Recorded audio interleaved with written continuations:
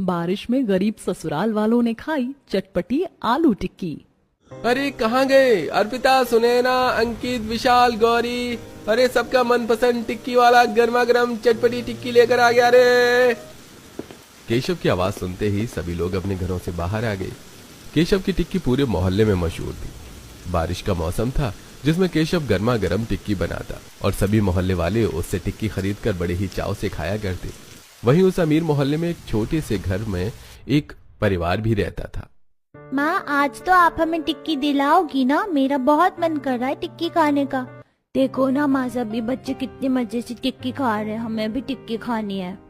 अपने दोनों बच्चे आद्या और पीयूष को इस तरह टिक्की के लिए ललचाता देख अंकिता बहु बेबस महसूस करने लगी। उसकी समझ में नहीं आ रहा था कि वो बच्चों को क्या जवाब दे। अपने बच्चों का मासूम चेहरा देख उसकी आंखों में आंसू भर आए। अरे पीयूष, आद्या, देखो तो जरा तुम्हारी मम्मा ने कितने अच्छे दाल चावल बनाए हैं और तुम इन्हें छोड़कर वो गंदी टिक्की खाने को कह रहे हो। नहीं बुआ, हम आज आपकी बात नहीं सुनेंगे। आप रोज रोज यही कहती हो और कभी हमें टिक्की नहीं खिलाती। दोनों बच्चों की दादी करुणा भी ये सारी बातें चारपाई पर बैठी हुई सुन रही थी।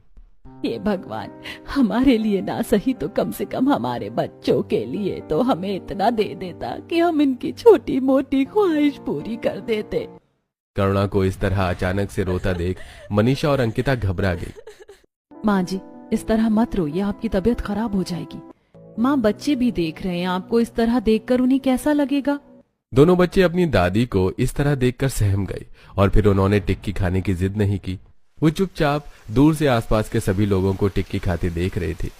करुणा के परिवार में उसका पति राजीव, बहू अंकिता, बेटा माधव, बेटी मनीषा और दो पोती पोते आद्या और माधव, ये लोग थे। बुढ़ापे की वजह से राजीव की तबीयत खराब रहने लगी, जिसकी वजह से अब पूरे घर का भार अकेले माधव के कंधों पर आ गया।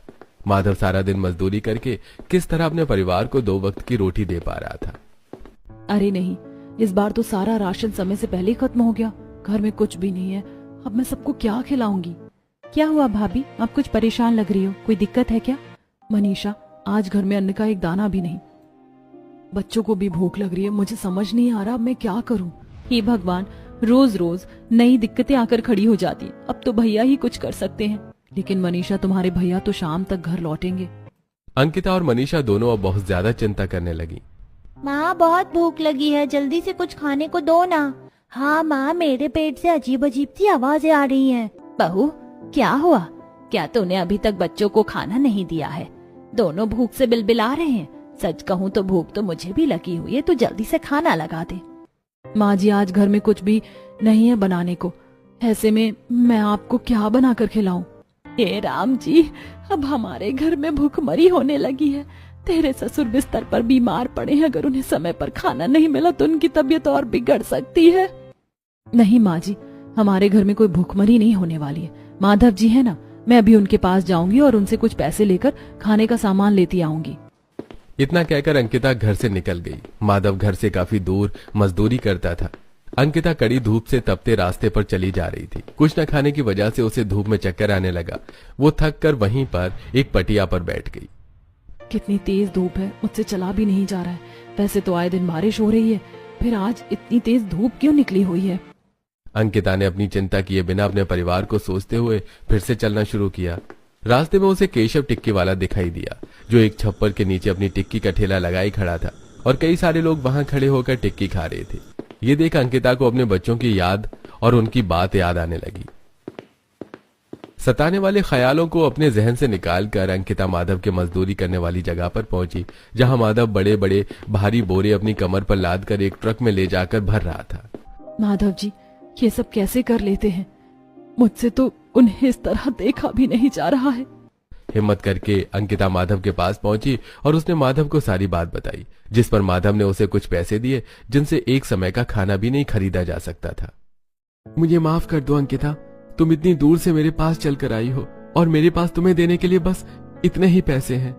अरे नहीं माधव जी, आप अपनी परवाह किए बिना हमारे लिए मेहनत कर रहे हैं। आपको ऐसा नहीं सोचना चाहिए। इस पैसों से कुछ ना कुछ तो मिल ही जाएगा। अंकिता इतना बोलकर वहां से वापस लौट गई। रास्ते में अंकिता को कुछ समझ नहीं आ रहा था कि वो सिर्फ 50 रुपए में क्या खरीद सकती है। हे भगवान जी, मदद कीजिए मेरी। सिर्फ 50 रुपए में मैं सबका पेट कैसे भरवाऊंगी? चलते चलते अंकिता की नजर एक बूढ़े व्यक्ति पर पड़ी जो धूप में जमीन पर कपड़ा बिछाकर कुछ सब्जी लिए बैठा था। बेचारे इस उम्र में भी धूप में सब्जी बेच रहे हैं। ये गरीबी इंसान को न जाने क्या क्या करने पर मजबूर कर देती है। मेरे पास इतने कम पैसे हैं, क्यों ना मैं इन्हीं से कुछ ले लूं, इससे इनका भी थोड़ा भला हो जाएगा। अंकिता उस बूढ़े आदमी के पास गई और उसने देखा कि वहां कोई भी सब्जी खरीदने नहीं आ रहा था। अंकिता ने उस बूढ़े आदमी से कुछ आलू, 1-2 टमाटर और कुछ धनिया मिर्च लेकर घर वापस लौटी। भाभी, क्या आपको कुछ मिला? मैं ये कुछ